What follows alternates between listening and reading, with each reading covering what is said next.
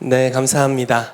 오늘부터 시작해서 저희가 4주간 예언의 인사이트라는 주제로 메시지를 좀 나누고 싶습니다. 굉장히 기대가 돼요. 왜냐하면 교회가 이제 많은 분들이 예언을 하지만 지금 모든 분들이 예언하지는 않는 것 같아요. 오늘 제가 그 꼴을 꼭 봐야겠습니다. 이게 너무 중요한 게 모두가 예언할 때 성경에서 말씀하신 약속이 있거든요. 뭐라고 말씀하고 있냐면 하나님이 너희 중에 계신다라고 세상 사람들이 말하게 될 거래요. 하나님의 현현이 너무나 뚜렷하게 나타나서 하나님이 진짜 살아계시구나 너희들 중에, 이렇게 말하는 역사가 있게 될 거라는데, 그것을 보게 되기를 예수 이름으로 축복합니다. 아멘. 그래서 오늘부터 시작해서 4주간 메시지를 나눌 거예요. 참 감사한 건 설교 시간이 짧을 거라는 겁니다. 그리고 더욱 감사한 건 실습의 시간들이 있다라는 건데, 이따가 실습 시간에 양쪽 문을 잠그도록 하겠습니다. 그러니까 도망갈 생각일랑 마시고 여기서 어떻게든 악착같이 버티셔가지고 누구나 예언하는 역사가 풀어지게 되기를 예수 그리스도 이름으로 축복합니다. 아멘. 자, 오늘 누구나 예언할 수 있다, 이 주제로 말씀을 나누게 될 겁니다. 주중에 우리 윤지원 자매님 외할아버지께서 소천하셨다는 이야기를 들어서 저희가 이제 다녀왔습니다. 제가 사모님이랑 같이 다녀왔는데 참 마음이 아프죠. 저도 저희 할머니를 저희 집에서 떠나보내드렸는데 참 마음이 아팠습니다. 근데 이제 도착을 해서 같이 잠깐 인사를 하고 교제하는 시간을 갖는데, 너무 감사하게 제가 그러니까 올해 초에 그 인천에 부으시는 교회에 부흥회를 갔었어요. 그래서 거기 1주년이었고 그 교회 목사님과 사모님에게 제가 교회를 개척하셔야 된다고 예언을 했었는데 진짜로 개척을 해버리신 거예요. 그래서 이제 교회가 1년이 돼서 1주년 부흥 집회 이제 강사로 초대해 주셔서 가서 부흥회를 했는데, 우리 지원자매 동생 그리고 이모님 가정이 그 교회를 출석을 하고 있어서 때마침 거기서 또 다 만났습니다. 그래서 저희가 같이 여러 명이 두 테이블에 앉아가지고 같이 교제를 나누는데, 그때 이제 지원자매님 어머님을 처음 뵀어요. 어머님이 이런 얘기를 하시는 거예요. 외할아버지가 교회를 다니셨었는데 이제 편찮으시고 못 다니셨잖아요. 근데 어느 날부터 매일마다 아빠에게, 이제 본인의 아빠시죠, 아빠에게 전화를 해서 성경을 한 장씩 읽어줘야겠다는 감동이 오신 거예요. 그래서 매일 성경을 한 장을 읽어주고요, 그 성경 구절에 관련된 설교 메시지를 하셨고 기도해 주셨대요. 그걸 매일 하셨대요. 마태복음 1장부터 시작하셨대요. 그래서 계시록까지 했대요. 대박이죠. 그리고 창세기로 넘어가서 창세기부터 신명기까지 하셨대요. 그리고 나서 몸이 더 안 좋아지셔서 이제 요양병원으로 가셨다고 이야기를 들었습니다. 근데 이제 민수기인가 이제 어디쯤을 하고 있는데 갑자기 주님이 이런 감동을 주셨대요. 아빠가 오늘 예수님을 입으로 시인하는 고백을 내가 하게 해야겠다는 감동이 왔던 거예요. 그래서 이제 아빠 제가 하는 말을 따라하세요 하고 이렇게 기도를 따라하게 하잖아요. 다 따라하시는데 아주 중요한 부분을 따라하지를 못하신다는 거예요. 예를 들어 이런 거예요. 예수 그리스도를 나의 주와 구주로 영접합니다. 이런 아주 중요한 그 신앙 고백의 측면을 따라하지를 못하는 거예요. 그래서 어머님이 화를 내셨대. 이게 너무 얼마나 중요한데 왜 따라하질 않냐고. 그랬더니 발음이 잘 안 된다 이렇게 얘기하셨대요. 그래서 약간 영적 공격이 있구나라고 느꼈고, 이제 가족들에게 이제 가족 카톡을 통해서 연락을 해서 다 기도해 달라고 요청을 했고, 다음 날 똑같이 했는데 그때 따라 하셨다고 하더라고요. 그렇게 예수님을 영접하셨대요. 너무 감사하죠. 성령님이 감동을 주셔서 무언가 움직이게 될 때 그런 역사들이 풀어지게 됩니다. 예언이라는 것은 바로 그런 걸 기초로 하고 있는 거예요. 내가 음성을 듣고 점쟁이가 된다 이런 게 아닙니다. 하나님의 음성을 듣는 건 성도에게 굉장히 필수적인 것이고, 성령의 인도하심을 받는 것은 하나님의 자녀들의 유업입니다. 여러분 이 유업을 반드시 소유하게 되시기를 예수 이름으로 축복합니다.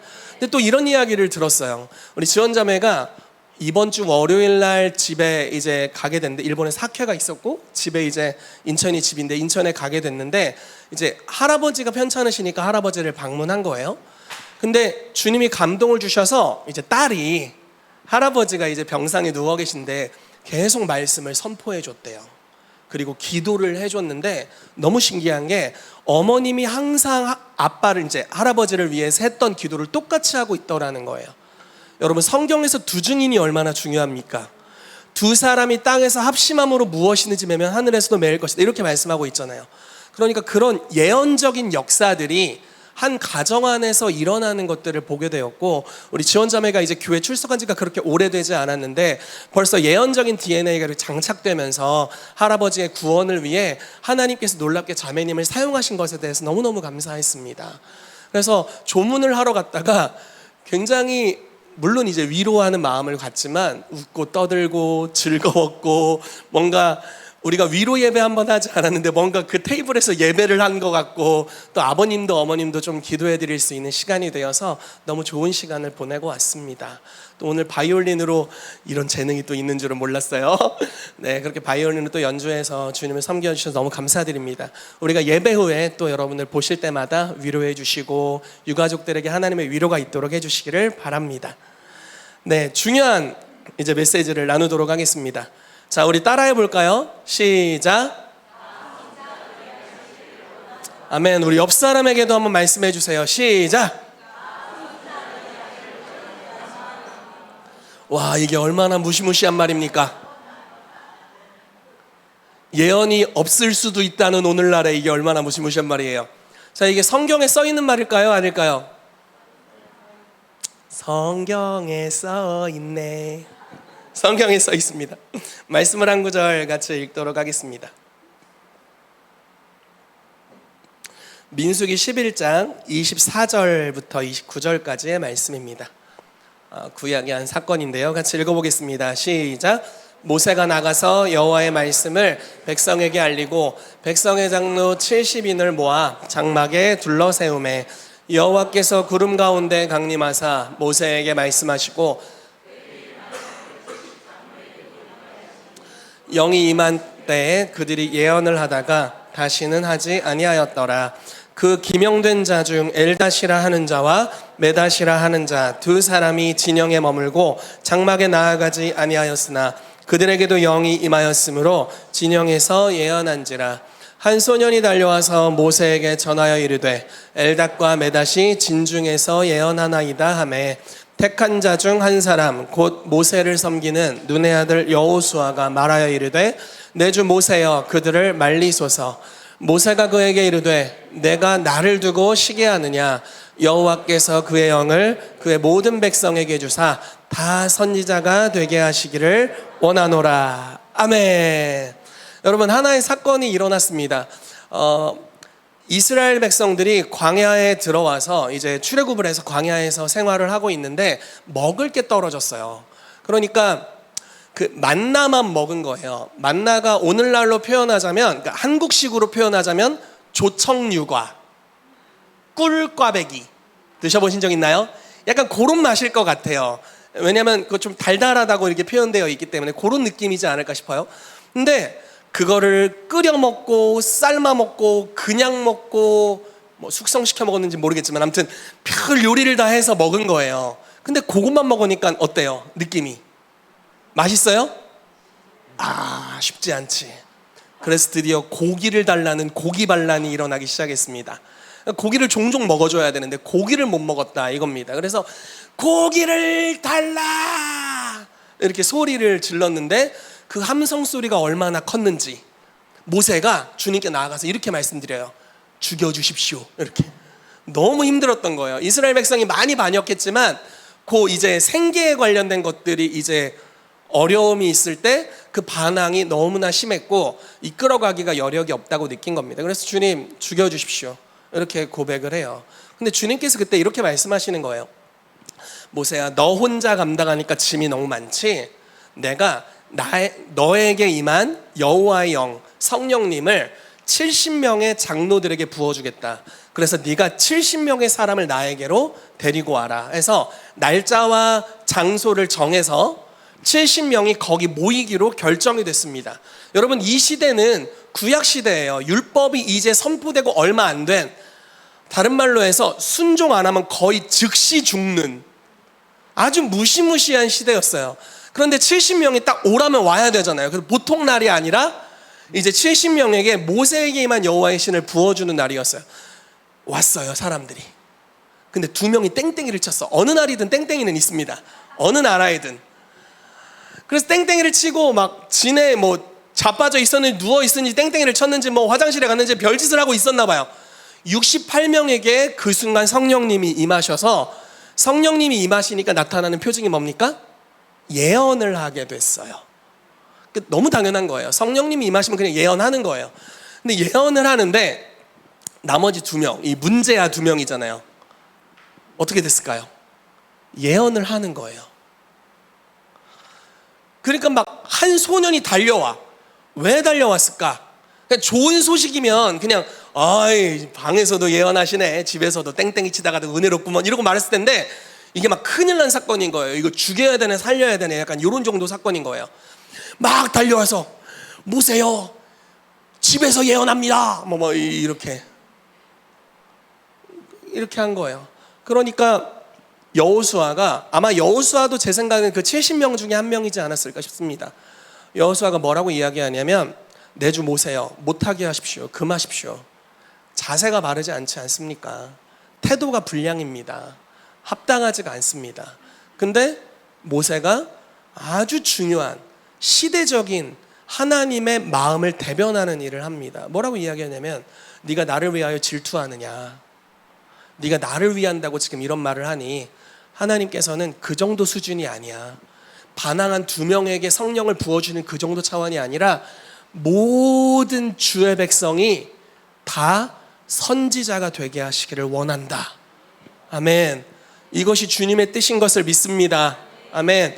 여러분, 이 당시에 하나님의 말씀이 없었습니까? 있었죠.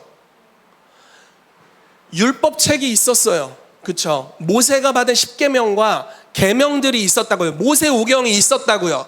로고스가 없었냐? 있었어요. 성경이 안 써있냐? 써 있었어요. 근데 뭐라고 말씀하세요? 선지자 되게 하시기를 원한대요. 책에 써 있는 걸 읽는 수준을 넘어서서 저자이신 그분과 직접 대화하는 수준으로 우리를 이끌길 원한다라고 말씀하고 있습니다. 여러분, 그래서 그런 은혜가 있게 되기를 예수 이름으로 축복합니다. 모두가 하나님의 음성을 들어야 합니다. 아멘. 죄송합니다, 소리 질러서. 자, 그럼 누가 예언할 수 있는가 한번 보도록 하겠습니다. 자, 성경 모든 육체가 예언한다고 말씀하고 있는데, 자, 사도행전 2장 말씀이에요. 같이 읽어볼게요. 시작. 하나님이 말씀하시기를 너희의 자녀들은 예언할 것이요 너희 젊은이들은 환상을 보고 너희의 늙은이들은 꿈을 꾸리라. 그때 내가 내 영을 내 남종과 여종들에게 부어주리니 그들이 예언할 것이요. 아멘. 자, 이게 요엘서 2장에도 기록되어 있고 사도행전 2장에 이게 성취되었다고 베드로가 선포합니다. 자, 뭐라고 얘기하고 있나요? 누가 예언한대요? 자녀가 예언하고, 청년 뭐예요? 청년이 환상을 보는데 환상도 예언의 하나의 통로라고 할 수 있겠죠? 늙은이, 노인은 꿈을 꾼다 이렇게 말, 꿈도 예언의 하나의 통로라고 볼 수 있습니다. 그러니까 자녀이든 젊은이든 노인이든 다 예언하게 될 거다. 3세대가 다 예언한다. 다음 구절. 내 영을 남종과 여종에게 부어주니 그들이 예언할 것이다. 남자든 여자든 예언한다. 다른 말로 하자면 남녀노소 성령님이 임하시면 예언한다. 예전에 WR의 강사님이 이렇게 알려주더라고요. 손가락을 이렇게 해보래요. 다 따라 해보세요. 그리고 이렇게 해보세요. 꼬집어 보세요. 아픈가요? 자, 아프신 분들은 다 예언할 수 있대요. 육체를 가지고 있는 성령 받은 모든 사람은 예언할 수 있다. 성경의 약속입니다.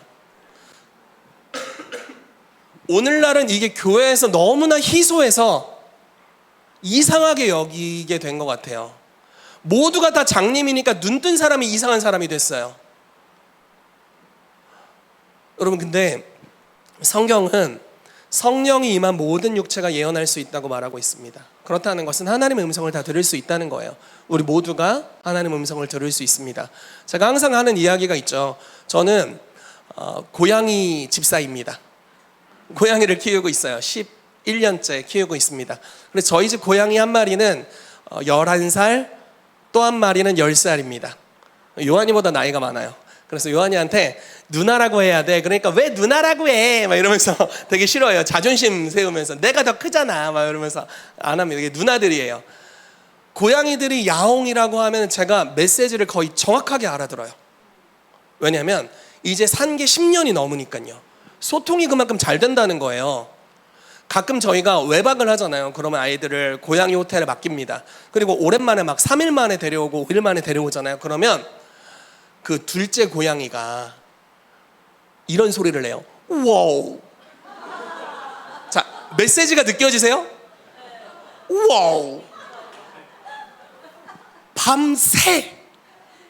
와우. 와우. 그러면 저희도 별로 그렇게 잘 안 하지만, 요즘 별 안 하지만 쓰다듬어주고 함께 해주고 이렇게 놀아주고 하면 그 워우가 좀 유통기한이 짧아집니다. 근데 그냥 그대로 계속 방치하잖아요. 그럼 와우. 원래 고양이는 소리로 소통하지 않는데요, 사람이랑 살아서 그렇게 된 거래요. 우리가 계속 말 거니까 그렇게 된 거예요. 한낱 고양이도, 사람은 한낱 고양이와도 소통할 수 있어요. 성령님은 우리 안에 계세요. 우리 와이프보다 더 가까이 있어요. 남편보다 더 가까이 있다고요. 자녀보다 더 가까이 있고 직장 동료보다 더 가까이 있어요. 우리 안에 계세요. 왜 못 들어야 합니까? 여기 계신데, 성령님 좀 조용히 해보세요. 성경 읽고 있으니까. 성령님의 해설을 성경을 읽으면서 들어야죠. 그렇죠? 우리 안에 기름 부으심으로 성령님이 함께하고 계세요. 그래서 주님의 음성을 당연히 들을 수 있다는 겁니다. 자, 또 하나, 제가 고양이의 음성을 알아듣기 위해서 고양이한테 한국어를 가르쳐야 했을까요? 자, 이게 굉장히 중요한 포인트입니다. 어이가 없을 수 있지만 저는 고양이에게 한국어를 가르치지 않았어요. 제가 고양이의 언어를 좀 배웠습니다. 워우 하면 같이 워우 뭐 이렇게 야옹 야 뭐 이렇게 한번 해주고, 막 꼬리 들면 나는 꼬리가 없지만 막 이렇게 해주고. 고양이의 언어를 배우니까 메시지를 알아듣겠더라고요. 우리는 종종 하나님의 소통 방식을 배울 생각을 하지 않는 것 같아요. 주님, 내가 알아듣게 말씀하세요, 이렇게 하는 것 같아요. 그렇지만 하나님이 어떤 방식으로 말씀하시는지 성경에 기록되어 있어요. 그리고 그분의 소통 방식을 알게 되면 주님을 들을 수가 있습니다. 아주 친밀하게 잘 알아들을 수가 있어요. 여러분, 그래서 이 영역에 있어서는 결코 초보자가 되셔서는 안 돼요. 아멘. 여러분, 이 영역의 고수들이 되시기를 축복합니다. 아멘. 우리 옆 사람에게 인사합시다. 고수가 됩시다. 아멘. 여러분, 고수가 되시기를 축복합니다. 그래서 모든 육체가 예언할 수 있습니다. 하나님의 음성을 들을 수 있어요. 제 생각에는 아이들이 말만 알아듣고 말만 할 줄 알면 아마 예언할 수 있을 거예요. 그래서 기대가 됩니다. 우리 다윗이가 기대가 돼요. 또 갓 태어난 한이도 너무 기대가 되고요. 선이도 기대가 되고, 우리 아이들 너무 기대가 됩니다. 아이들 때부터 하나님을 경험하고 느낄 수 있어요. 예전에 이런 이야기를 제가 우리 교육부에서 들었습니다. 다니엘이 가정 예배를 드리다가 불 받았다고. 그러니까 어린아이가 그냥 그러니까 성경 암송을 저 집은 항상 하거든요. 말씀을 암송하고 매일 예배를 하는데 그냥 말씀을 암송하는 거잖아요. 뭐 누구나 할 수 있겠죠. 그런데 그렇게 말씀 암송하고 기도하는데 갑자기 느껴지는 거예요. 성령님이 살아계시니까. 그래서 너무 뜨겁다고. 그러더니 무슨 말을 하냐면 기도하고 자야겠다고. 1시간을 기도하고 잤대요. 기적이 일어났습니다. 그 불이 우리 모두에게 부어지게 되기를, 그래서 1시간 기도하고 주무시기를 예수 이름으로 축복합니다. 아멘.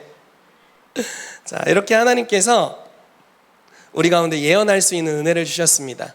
자, 교회가 여태까지 어떻게 예언 사역을 했는지를 좀 살펴보도록 하겠습니다.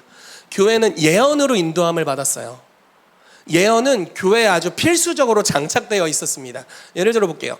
주님이 이렇게 말씀하셨죠. 오직 성령이 너희에게 임하시면 너희가 권능을 받고 예루살렘과 온 유대와 사마리아 땅끝까지 이르러 내 증인이 될 거다, 이렇게 말씀해 주셨습니다. 그런데 그 말씀을 성취하는 데 있어서 어떤 방식으로 성취될까요? 주님께서 가라고 말씀하세요. 되게 맛있어 보인다. 네, 좋습니다. 네, 죄송해요. 소통하고 싶어서 그렇게 한 건데 먹지 말라고 막 경고하거나 째려보거나 정죄하거나 그런 건 아니에요? 좀 이따 저도 하나 주세요. 성령으로 인도하심을 받았다는 거예요. 빌립이 사마리아의 복음을 증거했습니다. 복음을 증거하고 나서 뭐 잘했잖아요. 보통 그 정도 했으면 이제 그 땅에 눌러 앉아야 되잖아요. 근데 성령님이 갑자기 말씀하세요. 광야로 가라고 말씀하세요. 그래서 왜 광야로 가라고 하는지 잘 모르지만 갔어요. 그랬더니 때마침 마차가, 엄청 호화로운 마차가 저기서 오고 있는데, 그 마차에 탄 사람이 에티오피아 그 재정장관, 그러니까 재정을 담당한 내시였고, 그 사람이 때마침 성경책을 읽고 있는데 이사야 53장을 읽고 있었고, 유대인이 보이니까 질문하는 거예요. 야, 이거 내용 아냐? 오, 안다. 이거 무슨 내용이냐? 이게 고난받는 종에 대한 내용인데 이 선지자가 이렇다는 거냐? 누군가를 예언하는 거냐? 복음이잖아. 복음. 완전 그가 채찍에 맞음으로 뭐 이런 내용이잖아요. 여호와께서 그가 상함 받기를 원하사 뭐 이런 내용이에요. 그래서 빌립이 성령의 인도하심을 따라서 음성을 듣고 광야로 갔고, 거기 가서 복음을 증거합니다. 그랬더니 그 사람은 예수님을 영접하게 되고 침례를 받게 되고 본국으로 돌아가게 되는 역사가 일어나게 되죠. 어느 날 주님이 기도하고 있었던 아나니아라는 성도에게 찾아오십니다. 말씀하세요. 환상 중에 말씀하세요. 아나니아야, 아나니아야, 다소 사람 사울이 어느 거리의 어떤 집에서 지금 눈이 멀었고 그 사람이 지금 금식하면서 기도하고 있다. 내가 너를 그 사람에게로 보낸다. 가서 눈을 뜨게 해줘라.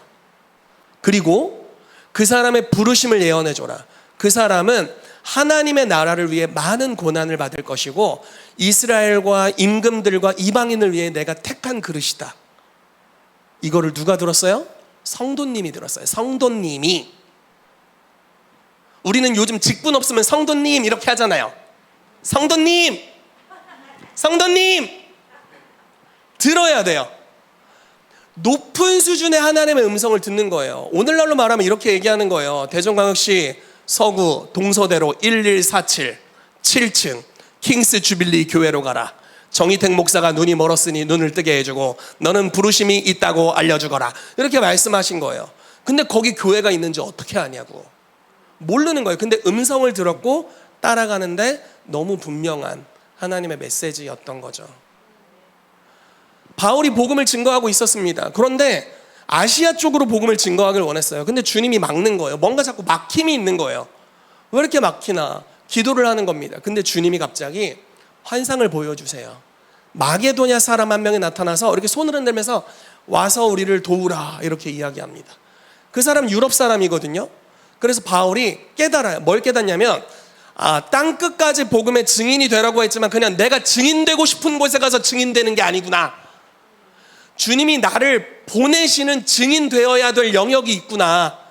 어느 때 어디서 복음을 증거해야 될지를 주님이 나와의 사귐과 교제를 통해 직접 말씀해 주길 원하는구나라는 걸 깨닫는 겁니다. 제 말이 무슨 말인지 이해되시나요? 성경 읽고 순종하면 되지. 근데 이렇게까지는 어려운 거예요. 바울이 성경 읽고 순종하고 있었다고요. 그런데 그게 정확하게 그 주님의 방향은 아니었다고요. 그래서 어떻게 합니까? 복음 전도의 방향을 전환하죠. 우리가 이걸 가리켜 서진선교의 시작이라고 이야기합니다. 백투 예루살렘 운동이 시작되는 거죠. 그래서 소아시아로 나아갔던 복음 전도의 방향을 유럽 지방으로, 마게도냐의 첫 지방인 빌립보, 여러분 빌립보 들어보셨죠? 빌립보서 들어보셨죠? 그 빌립보 지방으로 바꾸게 되고 거기서 하나님이 복음 전도의 역사를 허락하셨습니다. 여러분, 이방인이 구원받는 게 주님의 뜻인가요? 아멘. 왜 말씀이 없으세요? 여러분들이 이방인이면서.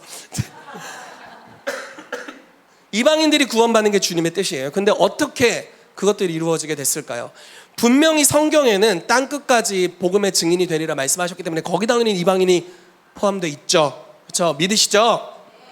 그런데 문제는 때로는 전통에 갇혀서 성경에 써 있어도 성경이 안 보일 때가 있어요. 여러분, 은사중단론적인 신학을 했던 사람은 고린도전서 12장과 14장이 안 보였다는 이야기를 정말 많이 들었어요. 안 보였대. 성경을 백독했는데 안 보여.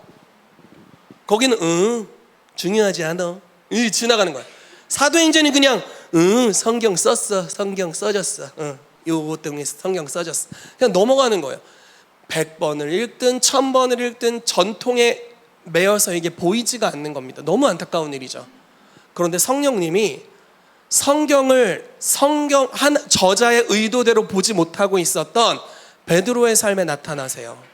베드로가 구두장이 시몬이라는 사람의 집에 있었는데 갑자기 환상을 보여주십니다. 환상이 쫙 열리더니 보자기, 옛날에 우리 보자기 많이 썼잖아요.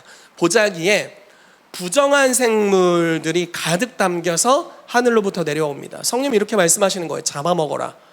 주님, 저 유대인인데요, 유대인이라서 부정한 것을 먹은 적이 없습니다. 그랬더니 주님 이렇게 말씀하신 거예요. 하나님이 깨끗하다고 하신 것을 네가 부정하다고 하지 마라. 똑같은 환상을 3번이나 보여주셨어요. 아무리 봐도 주님이야, 도대체 무슨 뜻이지 하고 있는데 이방인들이 찾아와요. 근데 이방인들은 또 어떻게 왔나 했더니 고넬료라는 사람이 보냈어요. 이방인 백부장이에요. 이탈리아 이방인 백부장이라고 성경에 써 있습니다. 그 사람이 유대인의 하나님을 섬겨요. 그러니까 여호와 하나님을 섬기는 거예요. 그리고 많은 사람들을 구제하는 일을 했습니다. 하루는 예배하는데 천사가 방문해요. 이것도 예언의 하나의 영역이죠. 천사가 방문해서 영광 가운데 방문해가지고 포덕포덕 이러면서 이야기를 하는 거예요. 너의 구제가 하나님께 상달되었다. 어느 도시에, 어느 지역에, 어느 집에 찾아가면 거기 베드로라는 사람이 있고 그를 불러다가 하나님의 말씀을 들어라. 너무 정확하죠. 그래서 자기 휘하에 있는 군사 2명을 보낸 겁니다. 그 집인지 어떻게 알아? 계시가 아니면 절대 알 수 없는 정보들 찾아가게 됩니다. 만나요. 옥상에서 기도하고 있었습니다, 베드로가. 근데 2사람이 오잖아요. 2사람이 어떤 목적으로 왔는지도 몰라요. 갑자기 성령님이 말씀하세요. 내가 저들을 보냈다. 저들을 따라가라. 내려가서 자초지종을 들어보니까 이런 이야기였어요. 가서 고넬료의 집에 갔더니 고넬료가 막 아는 사람 다 불러 모아놨어. 그래서 거기서 복음을 증거하는 겁니다. 이렇게 얘기했어요. 유대인으로서 이방인과 한 상에서 먹는 것이 합당하지 않지만 하나님이 깨끗하게 하신 것을 부정하다라고 말하지 말라고 하셨기 때문에 내가 왔다. 복음을 증거합니다. 근데 성령님이 임하세요. 성령 세례가 임해요. 아직 예수님을 영접하지도 않았고 유대인도 아니고 할례도 받지 않았고 말씀도 모르고 아무것도 모르는 사람들에게, 침례도 받지 않은 사람들에게 먼저 성령의 세례가 임합니다. 그래서 깨닫는 거예요. 아, 원래는 물 침례를 주고 그 다음에 성령 세례를 받는 게 일반적인데 주님이 우리에게 깨닫게 하시는구나. 이들이 성령으로 세례를 받았으니 물로 세례를 주는 것을 어찌 우리가 금할 수 있냐. 하나님이 이들을 우리의 가족, 우리의 권속으로 부르셨다. 이렇게 예언을 통해서 인도하심을 받게 됩니다. 여러분, 우리에게도 이런 일들이 있게 되기를 예수 이름으로 축복합니다. 주님, 어디로 전도하러 갈까요? 대전광역시 서구 등등등등등등 이렇게. 어느 놀이터로 가라, 어느 사무실로 찾아가라, 누구에게 찾아가라, 누가 지금 어떤 상황이다, 네가 가서 그 사람에게 예언해주고 축복해주고 손을 얹고 기도해주고 병을 치유해주고 복음을 그 사람에게 증거해라. 이렇게 말씀하시는 그런 역사가 이 교회에 풀어지게 되기를 예수 이름으로 축복합니다. 아멘. 하고 싶은 얘기가 무지하게 많지만 여러분들의 실습을 위해 절제하도록 하겠습니다. 자, 마지막으로 한 가지 영역만 좀 나누도록 할게요. 와, 진짜 많이 땡땡이 쳤습니다. 라마나요스에 대해서 여러분들에게 나누도록 하겠습니다. 말씀을 읽으면 시간이 너무 많이 걸리니까 그냥 넘어가도록 할게요. 라마라는 지역이 있습니다. 여기는 사무엘의 고향이에요. 사무엘은 이스라엘의 거의 유일한 하나님의 음성을 듣는 자였어요. 왜냐하면 엘리 제사장 시절에 이렇게 표현되어 있어요. 이상이 희미했다. 그러니까 대부분이 음성을 못 듣는 시대였어요. 그러다가 사무엘이라는 어린 선지자가 일어나서 이스라엘의 하나님 음성을 대언하기 시작하죠. 그리고 자기의 시대를 잘 섬겼어요. 후세대에게 이양했습니다. 그래서 왕들을 세웠죠. 왕들을 기름 부었습니다. 그리고 나서 자기의 고향으로 돌아가서 라마에서 나요시라는 공동체를 만들었어요. 이 공동체가 굉장히 중요합니다. 혼자 예언했었는데 자기처럼 예언하는 사람을 훈련해요. 자, 다시 잘 들어보세요. 자, 여러분들이 거의 휴가를 떠나고 싶은 얼굴이거나 휴가 갔다 와서 피곤한 얼굴이에요. 진짜 입장을 바꿔주고 싶어. 여기 와서 설교해 보라고. 성도 운동이니까 어느 날 가능할 수 있습니다, 여러분. 그래서 뭔 얘기를 하다 갑자기 입장을 바꾸고 싶었지? 네. 사무엘이 혼자 예언할 수 있었는데 모두가 예언할 수 있도록 훈련한 거예요. 내가 예언하는 예언을 너도 하고 너도 하고 너도 하고 너도 하고. 그래서 그가 있는 모든 공동체가 다 예언하는 역사가 풀어지게 됩니다. 그러니까 어떤 일이 일어났을까요? 때마침 다윗이 사울이 미쳐가지고 사울을 피해서 사무엘에게 도망 나오게 됩니다. 그리고 나서 사울이 이제 다윗을 죽이기 위해 군대를 계속 보내는 거예요. 암살자들을 보내는 겁니다. 아마 무리들이 갔겠죠. 근데 군대가 뭘 보게 되냐면 모든 선지자들이 예배하며 찬양하고 예언하고 있고 사무엘이 그들의 리더로 서 있는 것을 보는 순간, 이게 참 재밌죠? 예언하는 장면을 뭐 하고 있어? 내가 죽이러 왔는데. 근데 예언하는 걸 보는 순간 갑자기 칼을 내려놓고 예언하기 시작했어요. 이게 말도 안 되는 그림이에요. 그래서 제가 오늘 문을 잠그겠다고 말씀드리는 거예요. 예언이 안 되면 예언하는 곳에 있기라도 하세요. 그러면 예언하게 될 거예요. 하하하하하하. 또 두 번째 암살자들을 보냈습니다. 또 그들이 예언합니다. 세 번째 보냈어요. 또 예언하는 거예요. 그리고 사울이 직접 갔어요. 여러분, 사울에게 임해 있는 귀신은 동네 바보에게 역사하는 귀신입니까? 국가 단위를 타락시키기 위해 파송된 귀신입니까? 후자잖아요. 보통 귀신이 아니에요. 보통 귀신이 아니라고요. 한 명의 왕을 망가뜨리면 국가를 망가뜨릴 수 있어요. 우리가 북한을 보거나 독재자들의 나라를 보면 그 사태를 알 수 있잖아요. 그 열매를 보게 되잖아요. 한 명이 타락했을 때 얼마나 그 시스템에 의해서 국가 전체가 망가질 수 있는지를 우리가 볼 수 있습니다. 사울에게 임한 귀신이 그런 강력한 귀신이었어요. 근데 모두가 예언하는 곳에 그가 들어가게 됩니다. 어떤 역사가 일어나죠? 국가를 타락시켰던 귀신이 떠나요. 그리고 그 통로가 되었던 사람이 예언해요. 다시 부르심을 되찾을 수 있는 기회를 얻게 됩니다.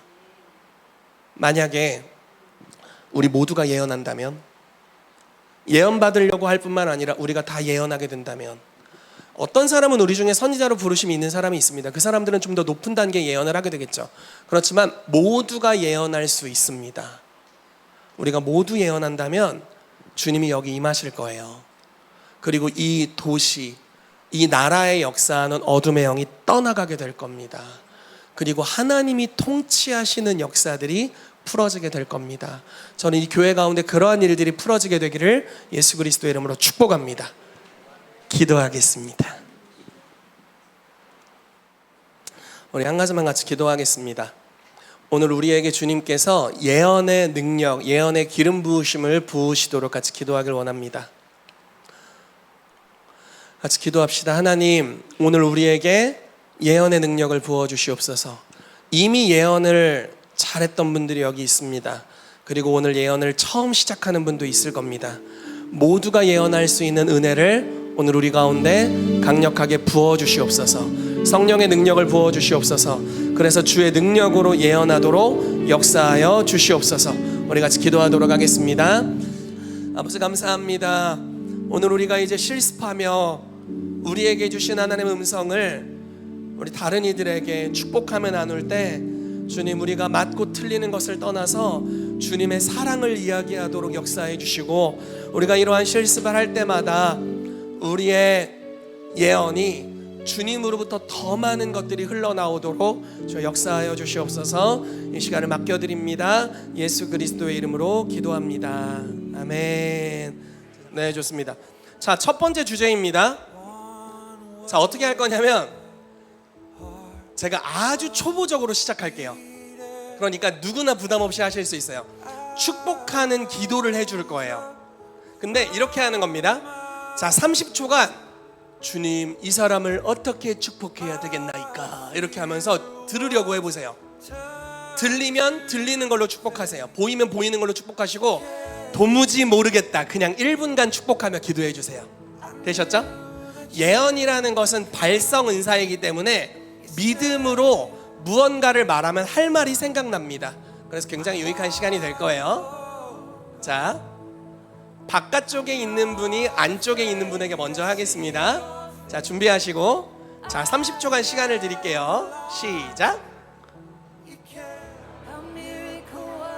자, 그만. 놀랍게도 벌써 1분이 지났습니다. 할렐루야. 우리 예언해 주신 분에게 잘하셨어요. 완전 내 얘기네요. 이렇게 해주세요. 자, 우리 교대로 하겠습니다. 잠시 30초 동안 여러분 좀 묵상하는 시간을 가지세요. 자, 시간이 되었습니다. 감사합니다. 우리 예언해 주신 분에게 이렇게 인사합시다. 제 생애 최고의 예언을 받았습니다. 할렐루야, 할렐루야. 자, 원래 첫 시작은 이렇게 뻥 좀 치면서 하는 거예요. 네, 좋습니다. 그럼 이제 자, 시간이 되었습니다. 감사합니다. 우리 예언해 주신 분에게 인사해 주세요. 최고의 예언을 받았습니다. 할렐루야. 네, 이제 바깥쪽에 계신 분들 일어나 주셔서 오른쪽으로 한 칸씩 옮기도록 하겠습니다. 자, 이번에는 조금 다른 방식의 예언을 해볼게요. 어떤 예언이냐면, 자, 축복의 단어를 먼저 받는 거예요. 단어들을 음성을 들어보세요. 주님, 이분을 어떤 단어로 축복하길 원하세요? 이렇게 질문을 주님께 올려드리고 단어를 듣는 겁니다. 그리고 그 단어를 가지고 글짓기를 하듯이 축복을 하는 거예요. 하나 보여드릴게요. 이기양 전사님을 위해서 잠시 제가 해보도록 하겠습니다. 저에게는 위성이 궤도에 올랐다라는 단어가 떠오르고요. 또 하나는 그 전도사님의 그 전도사님의 마음에 있는 주님의 사랑이 키가 될 거다라는 이런 두 가지 감동이 옵니다. 하나님, 이 시간 사랑하는 전사님을 예수 그리스도 이름으로 축복합니다. 내려놓음의 삶이었습니다. 그런데 이것이 로켓이 발사하면서 몇 단의 엔진을 이렇게 연료통을 내려놓는 것 같이 궤도로 진입하기 위한 내려놓음이었다고 말씀해 주셔서 감사합니다. 이제 이 시즌에 전도사님을 이 땅에 부르신 그 부르심의 궤도로 진입했음을 예수 이름으로 선포하고 축복합니다. 뿐만 아니라 이 시즌에 하나님께서 전사님 마음을 뜨겁게 하시고 사랑이 불타오르게 하실 것인데 그것이 전사님의 키가 될 거라고 말씀해 주셔서 감사합니다. 전사님의 그 부르심의 여정을 축복합니다. 예수님의 이름으로 기도합니다. 아멘. 이렇게 하시면 되겠습니다. 할렐루야. 자, 편하게 하세요. 편하게. 자, 밖에 있는 분들이 안쪽에 있는 분들에게 먼저 준비되면 바로 하도록 할게요. 시작하겠습니다. 시작. 자, 시간이 되었습니다. 감사합니다. 우리 예언해 주신 분에게 감사를 표현해 주세요. 감사합니다. 축복해 주셔서 감사합니다. 자, 순서를 바꿔서 하도록 할게요. 안에 계신 분들이 바깥에 있는 분들에게 하겠습니다. 시작.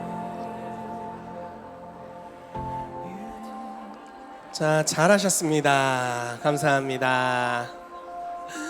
혹시 제가 끝났다고 하는 것만 기다리시는 분은 없으시죠? 네, 잘하고 계시죠? 네, 우리 앞에 분에게 감사하다고 인사해 주시고 우리 바깥쪽에 있는 분들 일어나셔서 오른쪽으로 한 칸씩 이동하도록 하겠습니다. 아, 시간이 얼마 없어요. 너무 많이 하고 싶은 게 너무 많은데. 자, 이 시간은 어떻게 할 거냐면 하나님, 앞에 있는 분에게 주길 원하시는 선물이 뭐가 있을까요? 이렇게 음성을 듣는 거예요. 선물 좋죠. 선물에 대해서 음성을 들으시고 그거를 이야기해 주세요. 그리고 그걸로 축복하면서 기도해 주세요. 이해되셨나요? 네.